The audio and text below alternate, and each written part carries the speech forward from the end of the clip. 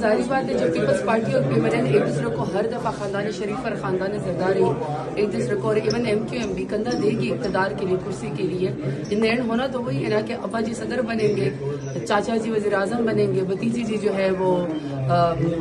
Chief minister بنیں گی. تو اس کے مقابلے میں ہم سنگل پارٹی جب سنگل آؤٹ کریں گے تو آٹومیٹکلی یہی رزلٹ آئے گا جو آپ کہہ رہی ہیں. لیکن بات یہ ہے کہ پاکستان تحریک انصاف کی ہمت اور جرت دیکھیں، لیڈر سے لے کر ورکر تک، ورکر سے لے کر ووٹر تک، کہ ہماری پارٹی کو ختم کیا گیا، ہمارے نشان ختم کیا گیا، ہمارے لیڈر کو جیل کے اندر ڈالا گیا، ہمارے کارکنان کو ہراساں کیا گیا. اس کے باوجود بھی آپ دیکھیں کہ ہم یہاں پہ چونکہ فارم 45 اوریجنلی اپنے ووٹ کی طاقت سے یہاں پہ آئے، تو ہم چاہے اسپیکر ہو، چاہے ڈپٹی اسپیکر ہو، چاہے وزیر اعظم ہو، اس الیکٹرل پروسیس کا حصہ لیتے.